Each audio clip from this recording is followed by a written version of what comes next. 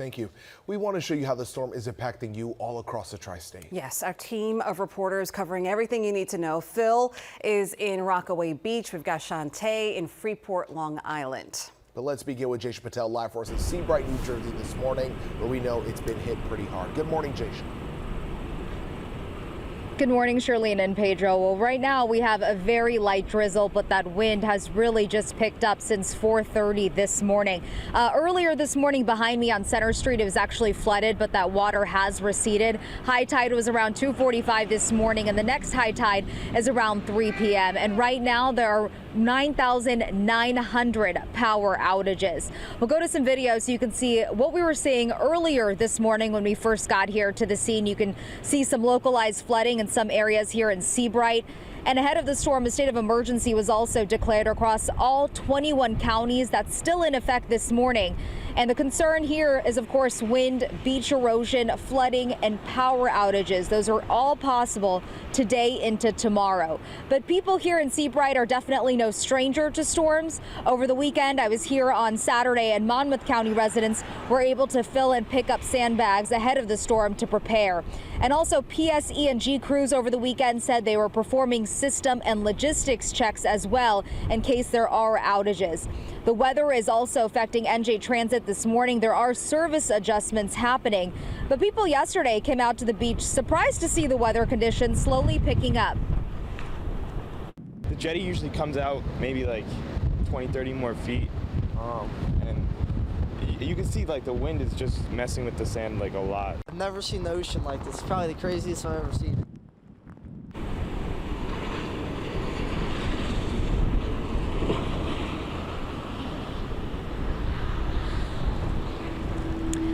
And so right now, again, just a light drizzle. That wind has really picked up throughout the morning. If you still have power, it's probably a good idea to make sure your devices are charged. If you can stay home, definitely do that.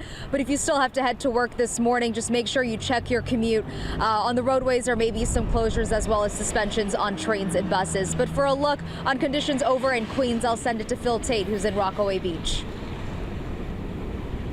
Yeah, Jason, good morning. And right now, the tri-state area is seeing the impacts of this nor'easter. As you've mentioned, this is a really fluid situation. We are seeing more than a drizzle. The rain is actually picking up as well as that wind and making it much colder than where those temperatures sit right now. Moments ago, we actually just saw someone getting in that morning workout. I said, "You're still out here?" The person said, yes, they don't seem phased at all. We've been taking a good look at the tide this morning. We're still seeing that high tide, and it is creating some flooding issues. Let's get straight to some video right now. Picture on your screen from over at Rockaway Boulevard. Cars there are just trying to make their way through that flooded area.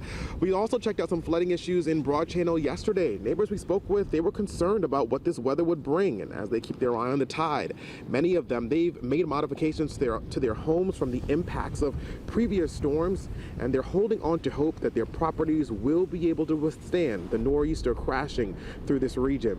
Well, for commuters, some delays this morning as heavy winds caused a tree to fall onto the tracks, impacting the A train that was over at the Aqueduct North Conduit Station, and it suspended service between Rockaway Boulevard and Broad Channel stations. No fun there. The good news is that tree was removed and subway service resumed around 2:45 this morning, and we spoke with one rider who was left at a standstill.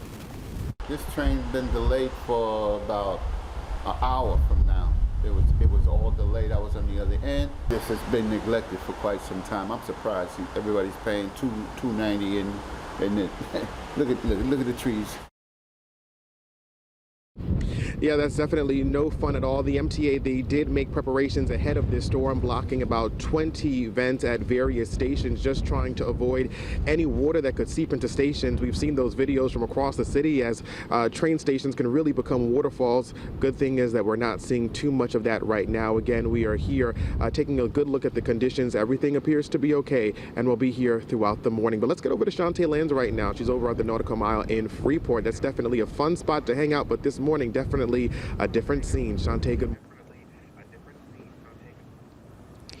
Phil, good morning. Yeah, the wind still picking up a bit. It's dying down and going back up. As you mentioned with the high tide, same issue here, same concern from officials and residents and business owners. In fact, let's take a look at where the water line is at this hour. As I mentioned, it's been receding, but high tide is expected to happen again at noon and 1. This is the bay where you could see homes are alongside of it. There are many boats on the other side of the bay, a strip of businesses. This is a popular hangout spot, like you mentioned, Phil. But this morning, pretty dead, pretty quiet. Folks know to stay inside. We also just got word on about the power outages here on Long Island. PSE&G Long Island has 3,000 outages between Nassau and Suffolk counties. We also have video of Lindenhurst flooding, similar to what's been happening here in Freeport, of crews out there. It's Surf Street and Bay Avenue west in Lindenhurst. Also over in Long Beach, there's flooding on Park Place in Long Beach. That's a very busy, popular avenue as well. There's also a tree down on Belmore, which is in East Meadow. Governor Kathy Hochul says state workers will be out in full force. Remember, she declared a state of emergency for New York, specifically parts of Nassau County and Suffolk County. And Bruce Blakeman, Nassau County executive, also gave an update, and he's asking residents to stay away from those flooded roads. What we do is we prepare for the worst and hope for the best. If we feel like it's going to be more elevated than a house can take, we'll move the cars. There's a CVS near here, so we'll park there. If we're concerned about the house at all, we'll just make sure we take any sort of precaution that's available, including getting pumps if needed. But we've been fortunate enough not to need that. It was quite a bit of a requirement for us before we moved here that we had an elevated house. And that was a resident of Freeport, someone who lives here along the water, and they're used to that condition, in fact. And again, Bruce Blakeman just spoke. He's expected to give an update again later this morning at 8 a.m., and we will, of course, be there and bring you the latest information and how it's impacting this area when we get it. Reporting live in Freeport Village, Shantae Lands, Channel 7, Eyewitness News.